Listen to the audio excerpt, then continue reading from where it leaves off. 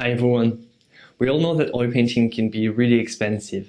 So in this video, I'll try to give you a few tips on how to avoid waste and hopefully save money on oil painting. I don't want to advertise for any company in this video, so don't ask me what brand I think is better. You can probably ask this question at your local art supply store and find what's best for you. Also, let me say that for this entire video, I'll never just tell you to sacrifice quality to reduce costs. The entire point of this video is to help you save money so that you can invest more on the essential products for which quality is very important. I'm thinking about paint, brushes, and surface. You should never sacrifice quality for any of these three. Let's start with the minimal requirements you need to start with oil painting. If you don't have anything yet and look to start painting, this is the minimal set you need.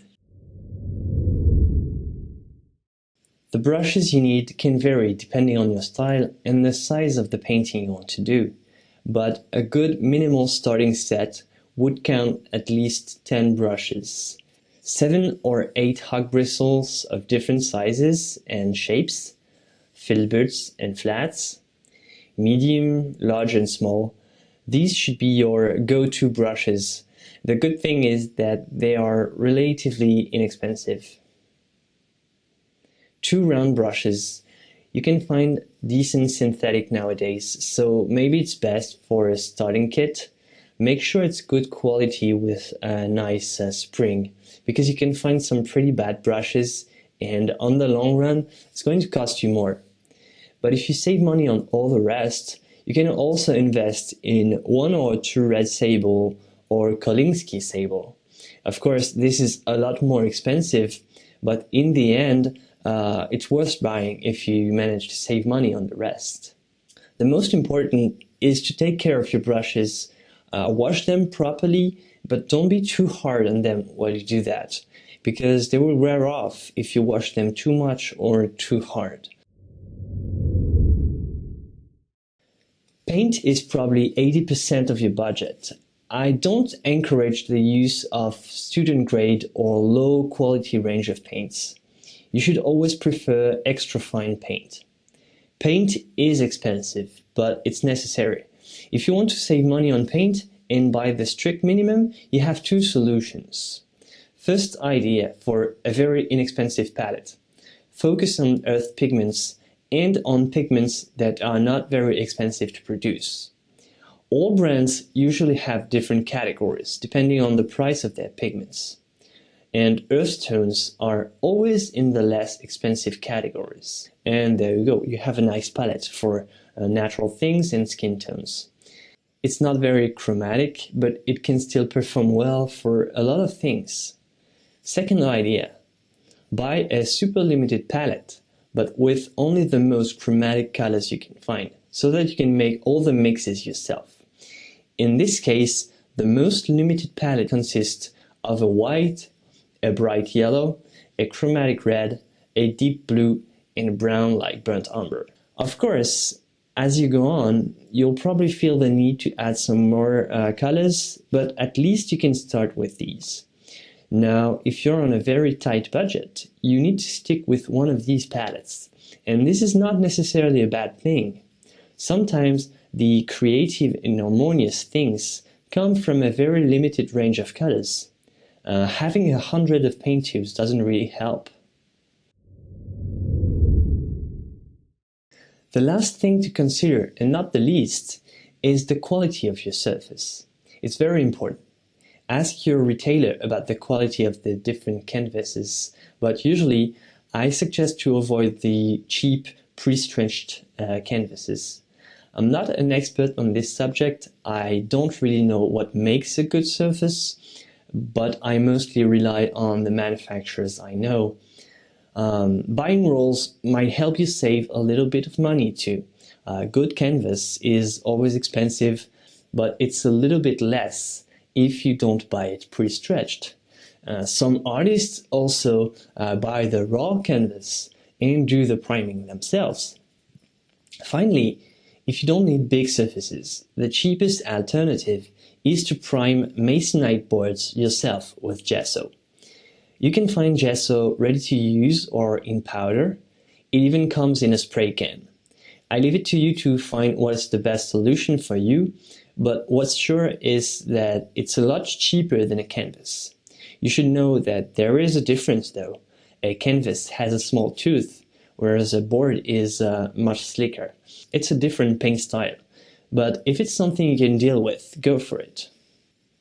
Okay, now that you have everything you need to start painting with oil, I'm going to give you a few tips you can use to save money on the long run.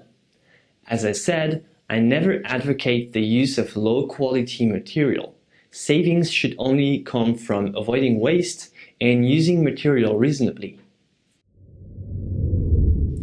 It may sound trivial, but if you manage to avoid waste, you'll end up saving a lot of money. So don't press too hard on your paint tube when you prepare your palette, or most of it will dry on your palette or go to waste. Think about how much of each pigment you need, and don't take out more than what you need. It's a good idea to have a plan for your work. If you've made color studies before, you'll have a much better idea of how much you need for your palette. Also, try to set up your palette for just one sitting. Don't mix all your paint with medium if you're not sure that you'll use it the same day. If it ever happens that you use too much paint on your palette, there are a few tips to save it for the next day. But this is more something you should do if your paint has not been mixed with too much medium, and you should know that it's not a perfect solution, so the best thing is still to try to get the right quantity every time. So first, put your palette or put your paint in a freezer.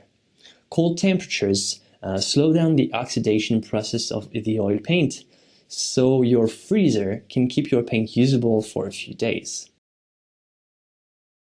Just make sure that you're very careful to seal it properly and don't contaminate your food by doing it. Tip number 2 is to drop your paint in water. There's less oxygen in water than in the air, and because oil paint dries because of oxygen, putting it in water might also slow down the process for a few days.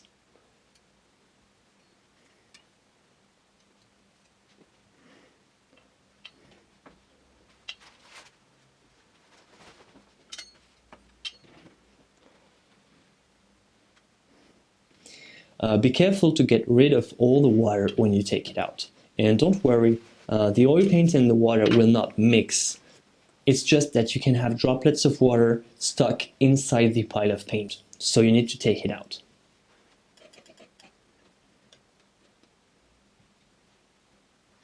Last technique to keep your paint fresh for a little while is to apply a plastic film on top of it.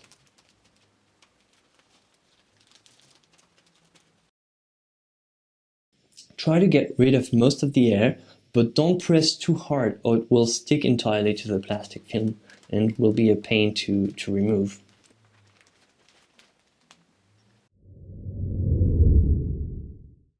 If you let a pile of paint dry, don't throw away everything. Oil paint dries from the outside first, so the core should still have some fresh usable paint. Use your palette knife to cut the peel and try to separate it from the fresh paint.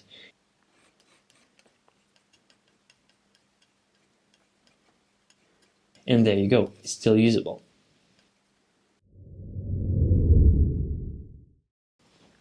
Sometimes you mess up when you mix your colors on your palette.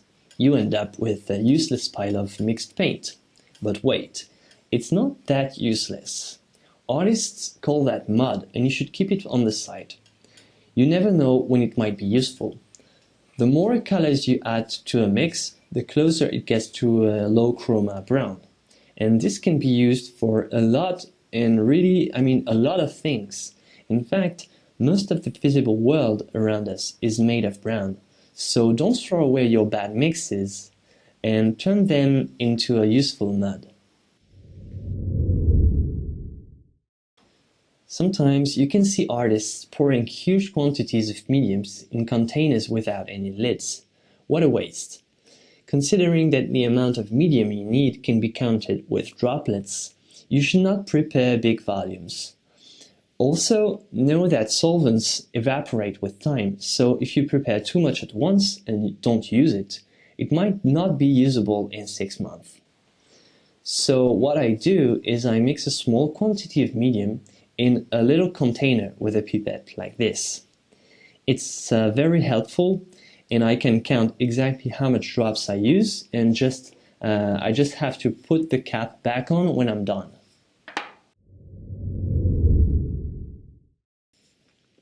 We all know that the most efficient way to get rid of all the paint in your brush is to dip it in solvent like odorless mineral spirits. It works great when you want to wash your brush thoroughly. But if you want to save money, you might want to consider using something less expensive. Why not oil and soap?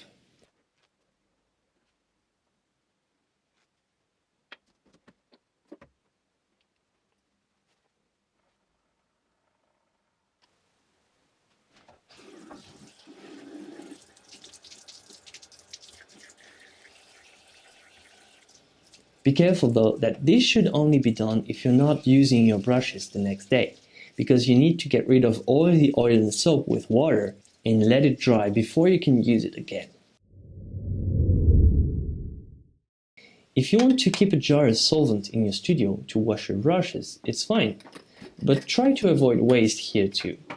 You should get a jar with a lid and a little bit of aluminum or plastic screening or netting material, like this.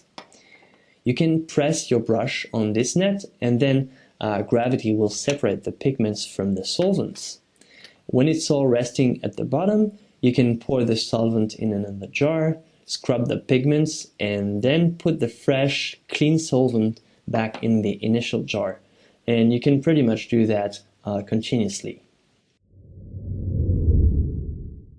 Acrylic is generally less expensive than oil paint.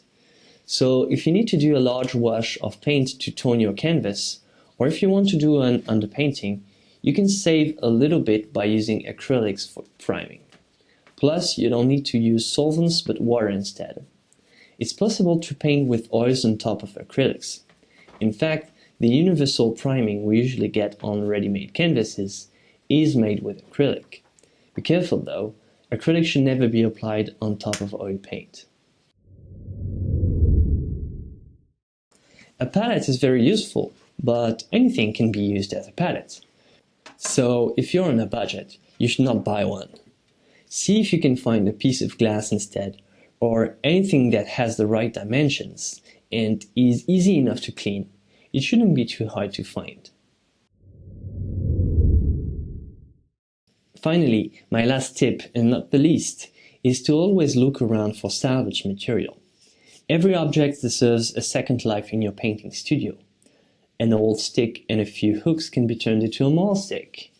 An old desk lamp can make a great studio lamp with a new bulb. A bunch of old pieces of wood can be rearranged to make everything you need. A light holder or a picture holder for your tablet. It's just up to you to see the possibilities of ingenuity and imagination. These 10 tips should help you save money on the long run. Maybe you knew them already, but if you have some of your own tips and tricks, I'd find it really cool if you could share them in the comment section for everyone to see. I'm sure that there are a lot of other interesting things to learn from all of you, and everyone could benefit from it. Before I go, I wanted to give a big thank you to all my contributors on TP and remind you that everyone can support my work and help me make more videos by going to my TP profile. You can choose any type of contribution, even a one-time donation. It's up to you, and every support is greatly appreciated. I'll see you on my next video, and as always, have fun painting for a reasonable price.